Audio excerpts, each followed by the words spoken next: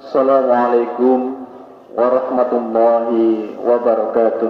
Waalaikumsalam warahmatullahi wabarakatuh. Innal hamdalillah nahmaduhu wa nasta'inuhu wa nastaghfiruh wa na'udzu billahi min shururi anfusina wa min sayyiati a'malina.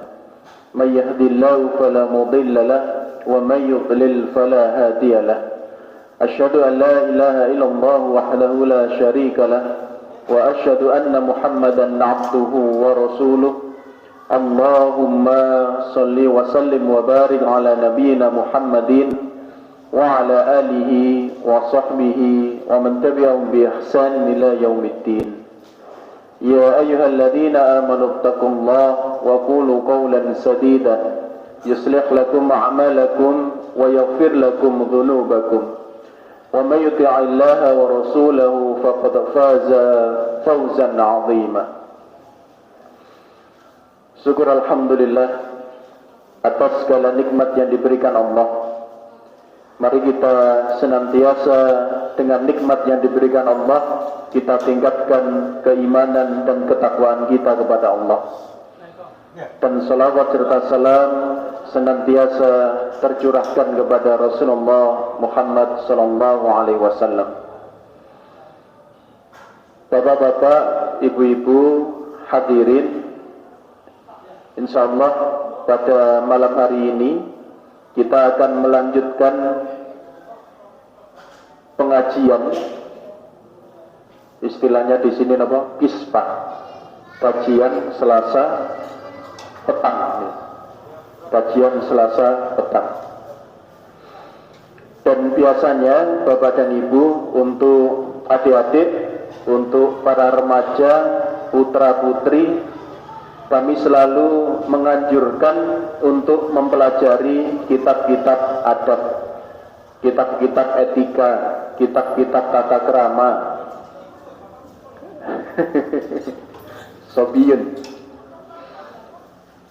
Jadi untuk teman-teman yang muda, sekali lagi kami menganjurkan mempelajari kitab-kitab terkait dengan adab. Dan untuk bapak-bapak, untuk ibu-ibu yang sudah senior,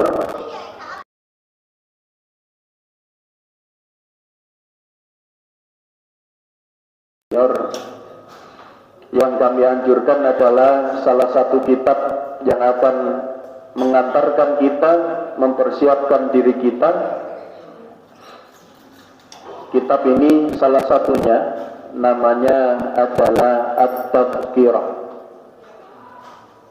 Kitab ini sudah diterjemah dalam bahasa Indonesia, alhamdulillah. Kemudian juga sudah diteliti, ini mana yang sahih, ini mana yang dhaif, ini maudhu', sehingga ketika kita membaca kita akan tahu, oh ini derajat atau kedudukannya. Kitab ini juga akan mengingatkan kita bahwa kehidupan ini benar-benar hanya sesaat, hanya sementara, dan terasa sangat cepat. Kemudian tiba-tiba kita melihat di kanan dan kiri kita, orang-orang yang kita cintai sudah lebih dahulu meninggalkan kita. Namun di satu sisi kitab ini juga akan menguatkan kita, karena kita akan semakin paham apa sejatinya makna kematian bagi seorang mukmin. Oleh karena itu, sebelum kita mulai mempelajari kitab ini, kita persiapkan dulu pembukanya, yakni pemahaman kita. Karena di bab awal, Bapak Ibu, dari kitab ini, di bab awal penjelasannya adalah bab-bab yang utama, yakni tentang, nah ini uniformnya malah terjemahnya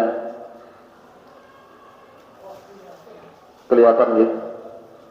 Jadi bab awal itu sudah langsung urusan maut mati. Ini bab awal kita nanti, supaya kita semakin paham bahwa Apa toh sebenarnya mati? Kok setiap kita ditanya sudah siap? Dereng. Napa kok dereng siap?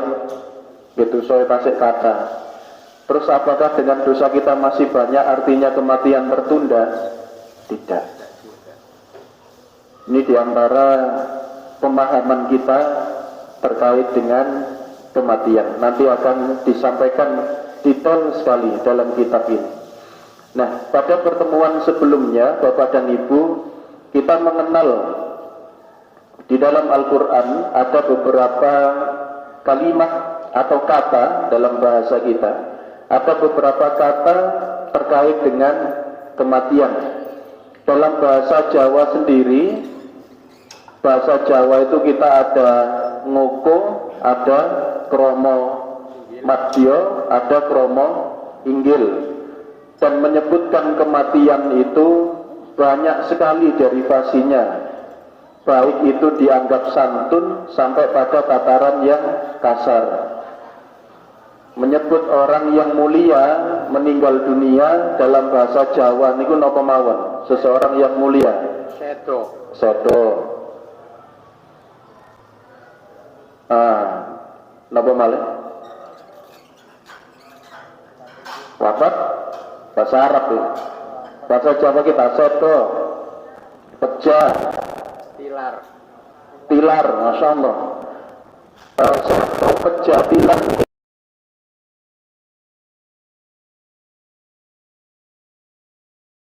Sedo kromo inggil, tilar. Poso. Kromo madya. Saya agak khawatir dengan diri saya sendiri. Bapak emak Jawa, tapi saya tidak begitu bisa bahasa Jawa.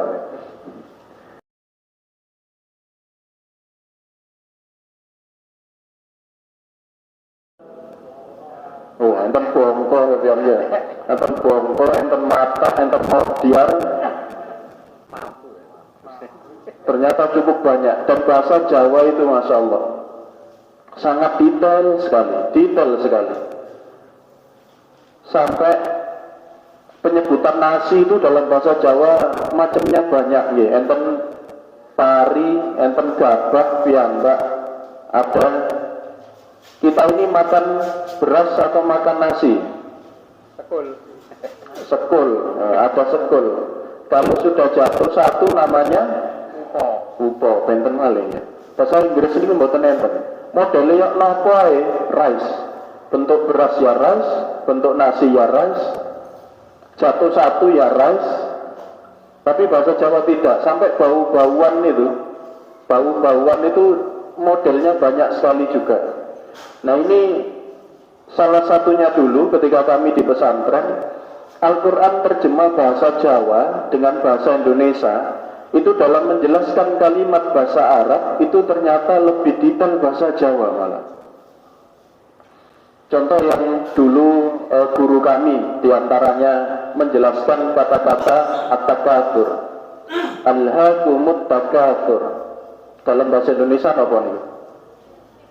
At-takatsur? Bermegah-megahan. Ya, bahasa Indonesianya kan begitu. Alhaakumut takatsur, bermegah-megahan. Coba rasakan diri jenengan, bermegah-megahan. Pun nyambung dengan kata-kata bermegah-megahan, bermewah-mewahan. Tapi kalau kita ini karena orang Jawa mendengar kata jor-joran,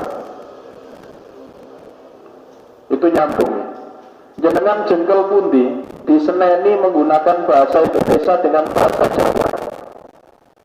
Kamu itu jabet pundi. Ini kan terasa itu karena kita orang Jawa. Makanya dulu ngaji sorotan itu alhamdulillah tawis kabehane puji kulillahi kedue Allah Rabbul Alamina. Jadi itu ini bahasa Jawa. Tapi sekarang ketika kita menggunakan bahasa Jawa, banyak yang tidak paham sudah tidak nyambung. Berusaha untuk menerjemah ke bahasa Indonesia. Nah, di sini karena yang kita pelajari ini adalah Al-Quran, mari kita juga belajar apa sih makna kata demi kata yang mungkin nanti kita temukan kok ternyata berbeda. Nah, Bapak dan Ibu, kita kemarin sudah mempelajari tiga kata di dalam Al-Quran terkait kematian. Ada maut. Maut bermakna kematian. Yang kedua kemarin bulan lalu ya. Setelah maut ada ajal. Kemudian ada inna lillahi wa inna ilaihi raji'un, rojak, kembali. Terakhir insya Allah yang saya sampaikan adalah kata-kata raji'un, kembali, itu bermakna bahwa kita sebenarnya bukan makhluk yang tinggal di bumi. Kalau ada orang bertanya, arah emang wis balik ya? Berarti dia kembali ke tempat asalnya, begitu kan? Kalau jenengan dari Mojokerto ke Surabaya, maka jenengan di Surabaya ini hanya ziarah, hanya singgah sesaat, hanya mampir, kemudian kembali kemana? Ke Mojokerto. Kalau kita hari ini ada di bumi, maka inna lillahi wa inna ilaihi raji'un, kita kelak akan kembali kepada Allah. Berarti bumi ini sebenarnya bukan tempat kita berlama-lama. Itu yang dimaksud dengan rojak, kembali kepada Allah.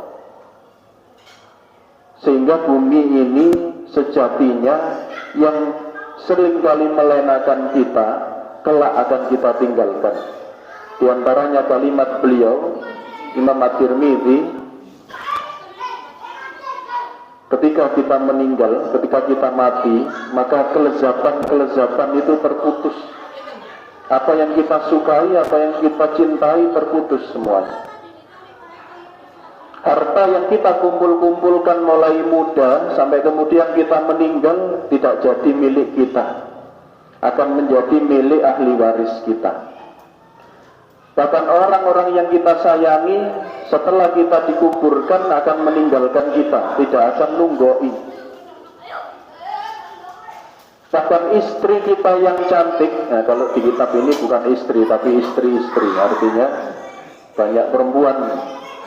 Istri-istri yang cantik yang kita cintai dan kita rawat ketika hidup, maka bisa jadi akan menjadi milik pria lain. Lalu apakah semua itu akan melenakan kita dari ingat kepada sejatinya kita? Kita ini sebenarnya makhluk yang tidak tinggal di sini. Tapi indahnya dunia ini seringkali melenakan kita. Ini menjadi pengingat bahwa kematian akan menghilangkan seluruh kelezatan yang kita nikmati di dunia ini. Inna lillahi wa inna ilaihi raji'un. Selanjutnya kata yang keempat di dalam Al-Quran, kita mengenal roja itu yang keempat. Kita juga mengenal kata wafat. Yang ketiga adalah wafat. Ada maut, ada ajal, ada wafat, ada roja. Yang kelima adalah yakin. Yakin di dalam Al-Quran juga bermakna kematian. Mari kita lihat Al-Quran surah Al-Hijr, surah ke-15 ayat ke-99. Surat ke-15 ayat ke-99.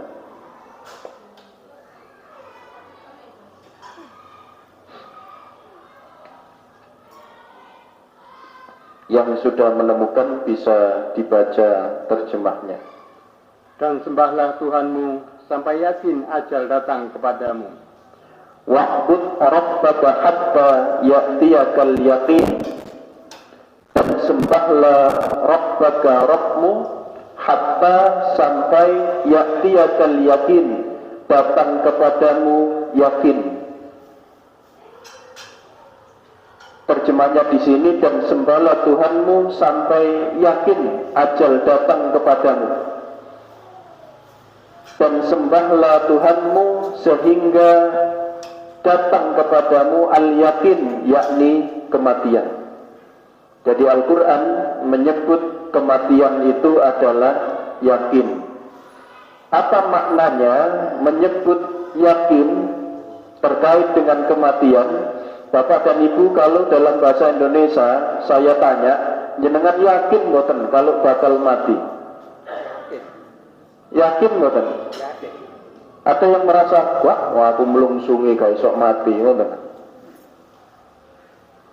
Kita semua yakin bahwa kita kelak akan kembali kepada Allah. Yakin. Ketika kita sudah yakin, maka insya Allah kita akan sangat hati-hati dalam kehidupan kita ini. Di sini disampaikan, apakah kita manusia terbebas dari kematian?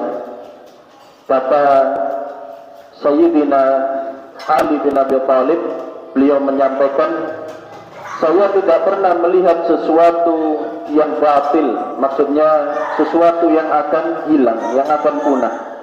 Saya tidak pernah melihat sesuatu yang akan punah, tetapi dianggap abadi, dianggap langgeng, sebagaimana halnya kehidupan. Aku tidak pernah melihat sesuatu yang pasti akan hilang, yang pasti akan hilang, namun dianggap sesuatu yang abadi, kecuali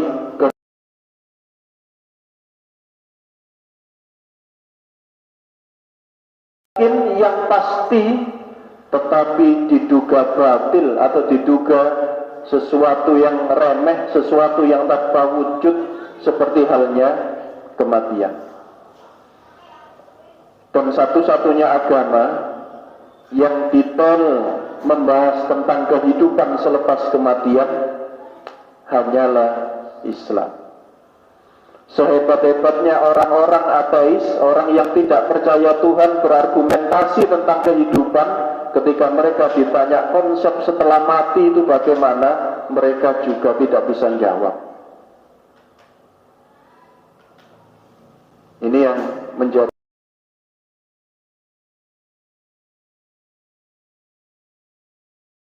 kata yakin ini mengingatkan kita bahwa apa yang kita yakini ini kelak akan datang menemui kita, mau tidak mau. Kita nolak, kita menerima, pasti datang ke kita. Kapan? Tidak ada yang tahu. Orang yang nampak sehat tiba-tiba datang maut sangat bisa terjadi. Orang yang sakit seolah-olah akan datang maut menjemput, ternyata lebih dulu yang sehat, sangat bisa.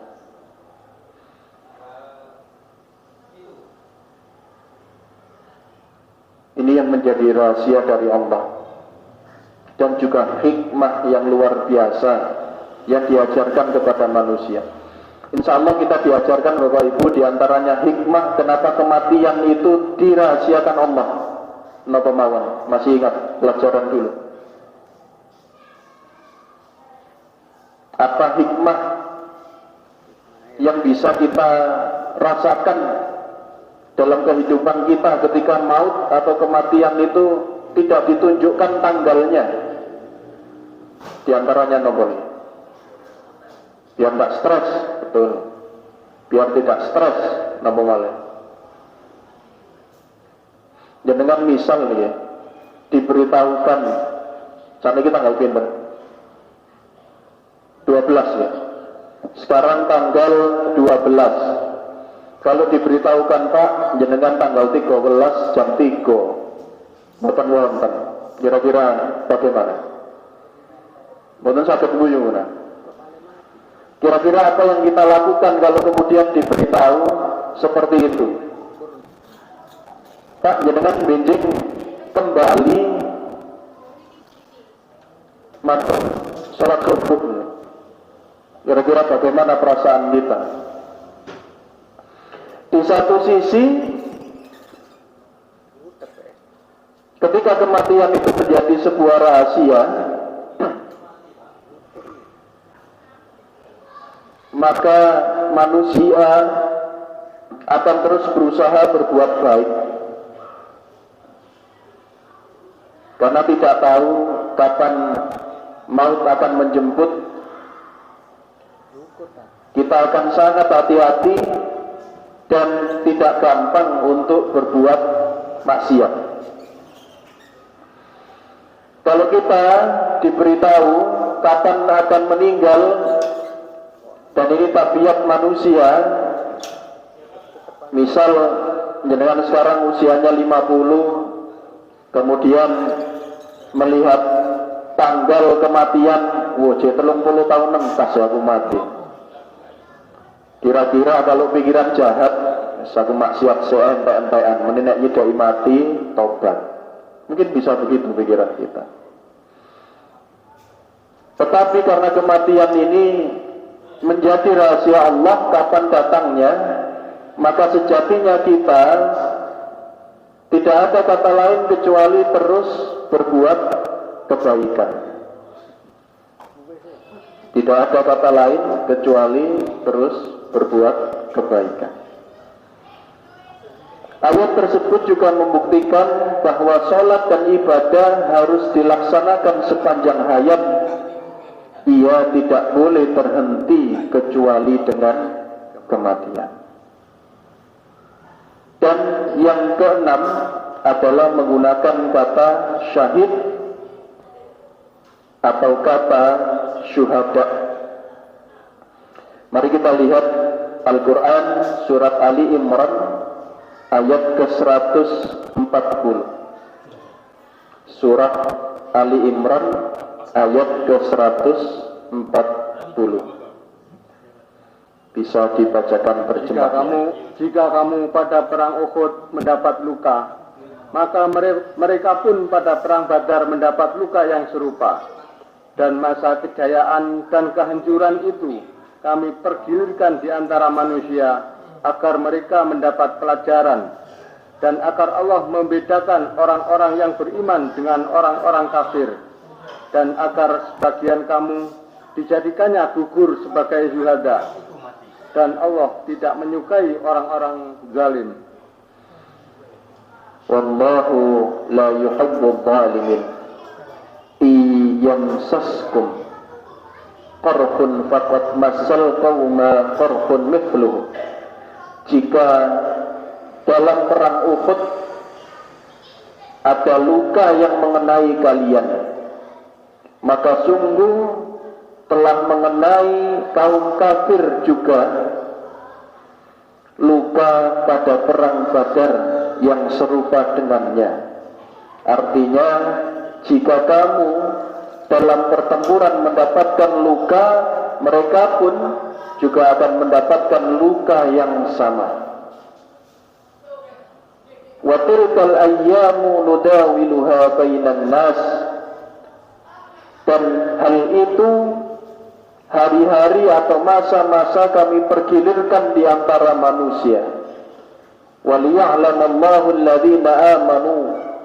Dan agar Allah mengetahui orang-orang yang beriman. Wa yattakhidha minkum syuhada. Dan dia menjadikan di antara kalian syuhada, orang-orang yang mati syahid. Sehingga kata syahid ini juga bermakna kematian. Dan alangkah indahnya orang yang diberikan Allah kesyahidan. Wallahu la yuhibbul zalimin. Dan Allah tidak menyukai orang-orang yang berlaku zalim. Bapak dan Ibu, mari kita lihat apa sejatinya makna syahid, makna syuhada. Kata syahid dapat berarti objek dan dapat juga berarti subjek. Sehingga syahid yang berarti disaksikan atau menyaksikan.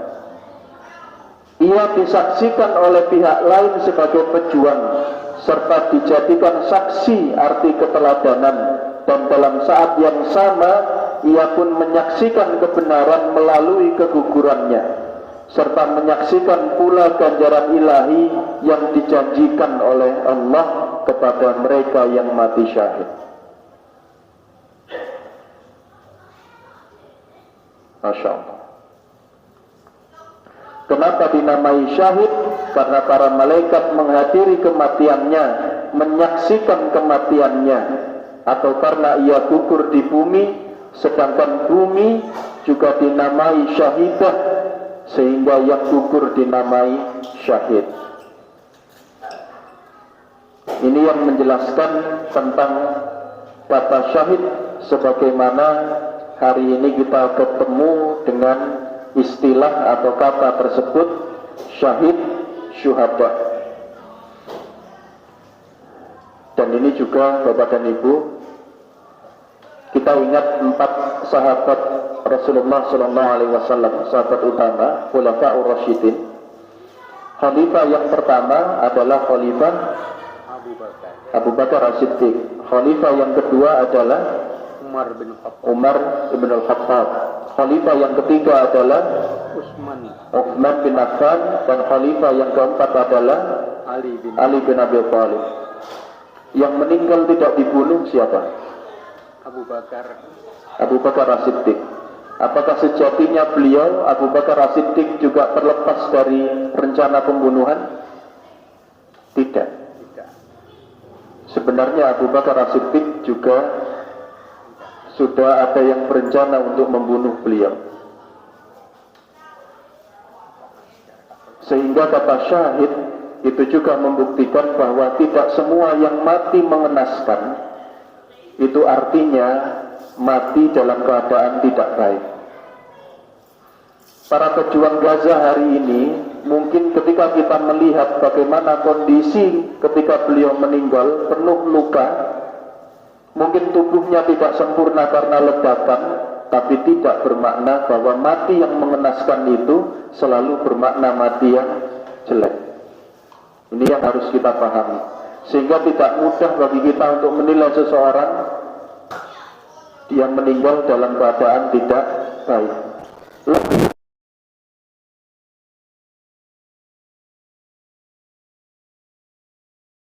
Kita menilai hal tersebut. Mungkin karena kebanyakan ya, seringkali di sinetron itu kan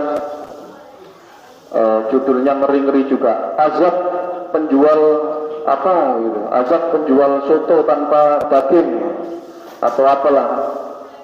Kadang karena terlalu mengada-ada, melebih-lebihkan, sehingga kita berpikirnya begitu.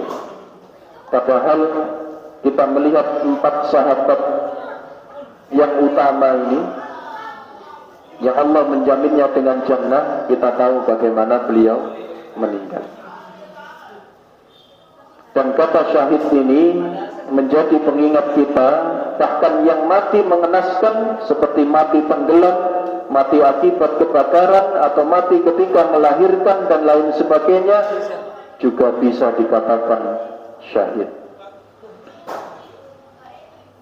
Bapak-bapak dan ibu-ibu, maka sekali lagi kita mengenal apa makna maut, kematian.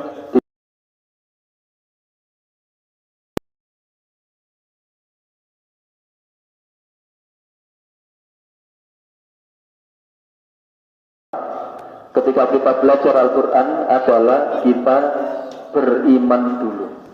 Kita yakin dulu tidak ada satu ayat pun di dalam Al-Quran ini, tidak ada satu kata pun di dalam Al-Quran ini yang kita tidak meyakininya. Ini kaidahnya. Karena kalau kita belajar Al-Quran, kita masih ada keraguan, maka Al-Quran ini tidak akan menjadi manfaat, tidak akan berfaedah untuk kita. Tidak ada gunanya kalau kemudian kita membaca Al-Quran tapi kita tidak yakin dengan apa yang ada di dalam Al-Quran. Oleh karena itu, diantaranya para sahabat Rasulullah SAW, beliau itu menyampaikan, kami diajari iman itu lebih dulu dibandingkan diajari Al-Quran. Diajari iman dulu sebelum Al-Quran. Nah, hal ini juga disampaikan terkait dengan urutan pendidikannya kepada anak-anak kita terkait dengan hal tersebut. Ambil yang kita hafal misalkan di dalam surat Al-Jum'ah, surat ke 60 pinter. Al-Jum'ah 62 ayat yang kedua, 622. Ini jadi hal yang sangat penting karena pendidikan hari ini kadang kebolak-balik. Ini terkait dengan awal akan kita pelajari, kita harus yakin dulu. Tidak akan ada manfaatnya ketika kemudian keyakinan itu tidak hadir dalam hati dan pikiran kita. Sampun kepanggih. Dialah yang mengutus seorang rasul kepada kaum yang buta huruf dari kalangan mereka sendiri, yang membacakan kepada mereka ayat-ayatnya, mencucikan jiwa mereka, dan mengajarkan kepada mereka kitab dan hikmah atau sunnah, meskipun sebelumnya mereka benar-benar dalam kesesatan yang nyata. Baik. Guru-guru kami menitik tekankan diantaranya pada ujung ayat wa in kanu min qablu lafi dhalalin mubin. Wa in kanu min qablu lafi dhalalin mubin. Meskipun dan sungguh meskipun mereka adalah dahulu dalam kesesatan yang nyata. Orang yang benar-benar sesat, nyata-nyata sesat, orang yang ada dalam kejahilian, ada dalam kebodohan, itu bisa hilang ketika kemudian kaitannya dengan urutan keilmuan, cara kita belajar itu mengikuti alur yang diajarkan di ayat ini. Huwallazi ba'atha fil ummiyina rasulan minhum yatslu 'alaihim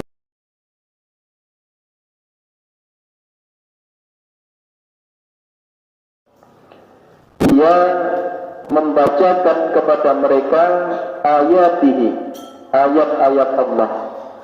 Bapak dan Ibu, apa yang dimaksud dengan ayat? Itu kita hafalnya biasanya ketika dibacakan wa min ayatihi an khalaqalakum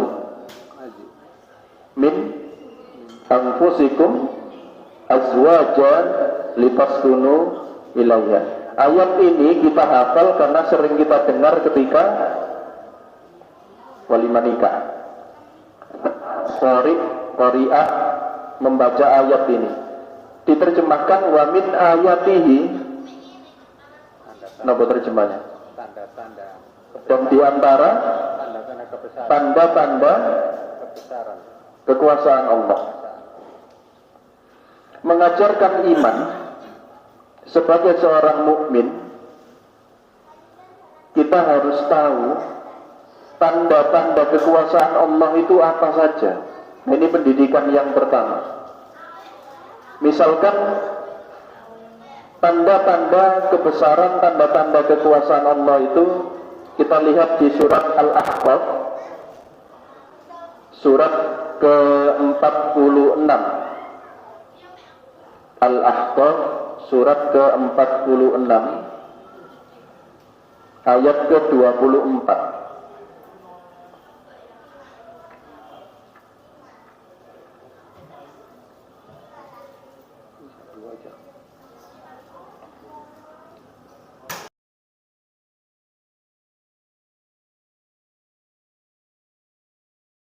Awan yang menuju ke lembah-lembah mereka. Mereka berkata, inilah awan yang akan menurunkan hujan kepada kita.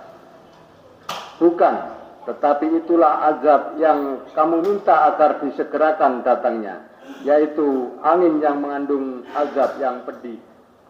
Nah, Rasulullah Muhammad SAW sekarang musim hujan ya.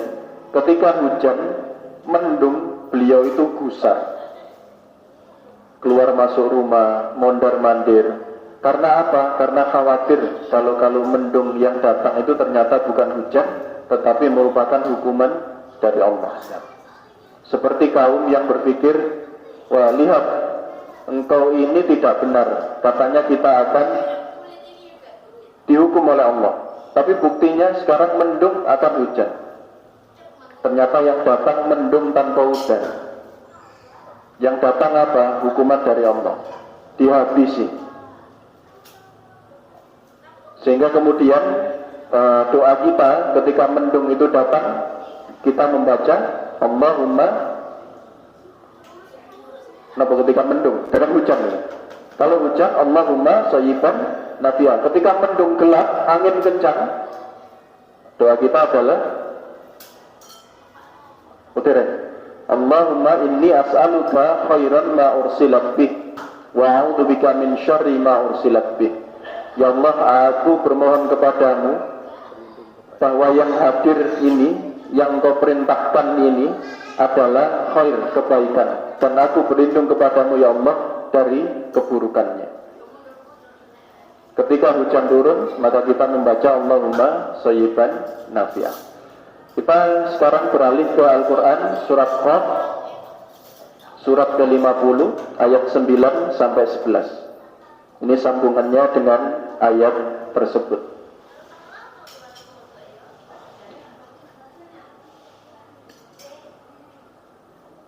Mulai ayat ke-9 sampai ayat ke-11. Dan dari langit kami turunkan air yang memberi berkah. Lalu kami tumbuhkan dengan air itu pepohonan yang rindang dan biji-bijian yang dapat dipanen. Dan pohon kurma yang tinggi-tinggi yang mempunyai mayang yang bersusun-susun. Sebagai rezeki dari hamba-hamba kami. Dan kami hidupkan dengan air itu negeri yang mati atau tandus. Seperti itulah terjadinya kebangkitan dari kubur. Baik, Bapak dan Ibu, mari kita perhatikan ayat ini dari 9 ke 11. Coba kita lihat bagaimana wa min ayatihi, bagaimana Al-Quran memberikan pemahaman, memberikan contoh kita sebagai orang tua terkait dengan pendidikan keimanan kepada anak-anak kita, bahkan kepada diri kita. Yang pertama kaitannya dengan fenomena alam. Hanya menyebut sebagai fenomena alam. Dan dari langit kami turunkan air yang memberi berkah. Lalu kami tumbuhkan dengan air itu pepohonan yang rindang dan biji-bijian yang dapat dipanen. Jelas ini fenomena alam. Dan pohon kurma yang tinggi-tinggi yang mempunyai mayang yang tersusun-susun sebagai rezeki bagi hamba-hamba kami, dan kami hidupkan dengan air itu negeri yang mati tandus. Di ujung ayat ini, seperti itulah terjadinya kebangkitan manusia dari kubur. Selepas bahas fenomena alam, di ujungnya kita langsung dikenalkan seperti itulah keyakinan keimanan kita bahwa kelak tumbuh-tumbuhan itu, hanya kita memiliki sayur, termasuk sayur, cukulan. Nah, ketika tumbuh itu atau seperti rumput yang tumbuh, maka sejatinya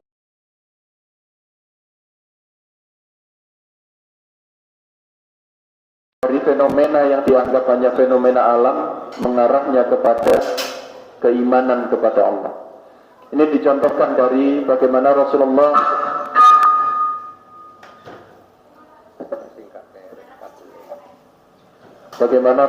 SAW memberikan pendidikan kepada para sahabatnya.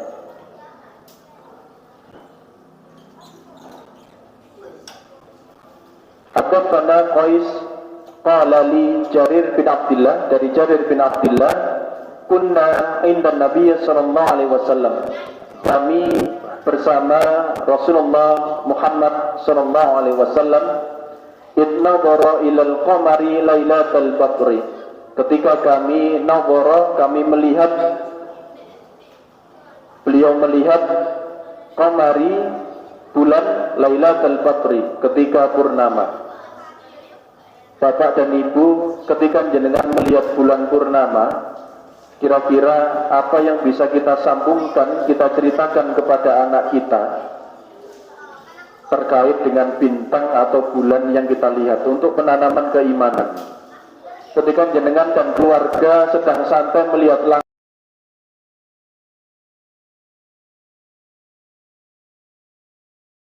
tambah keimanannya apa?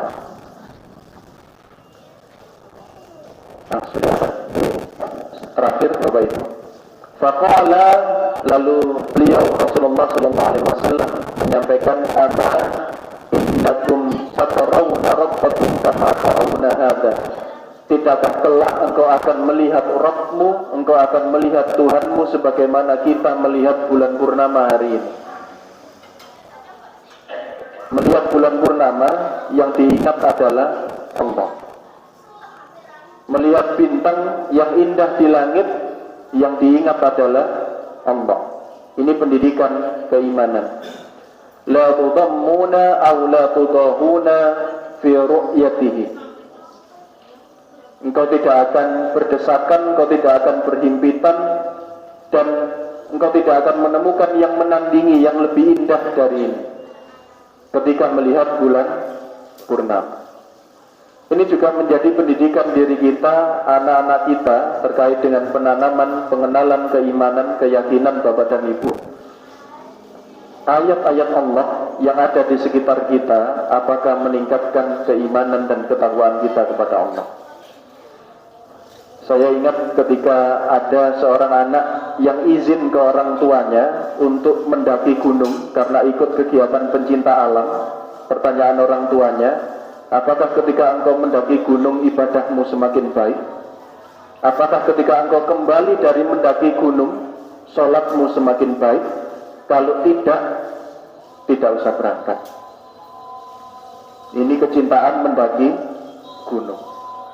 Maka tanyakan pada diri kita, apa yang kita cintai, apa yang kita sukai hari ini semakin mendekatkan kita kepada Allah atau tidak?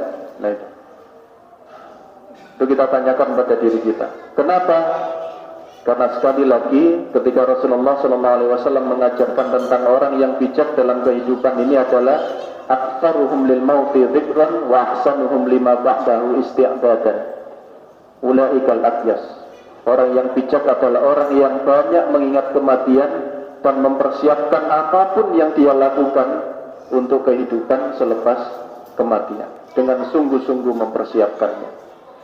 Sama ini yang bisa saya sampaikan pada malam hari ini. Kurang lebihnya mohon maaf. Ihdinas siratal mustaqim.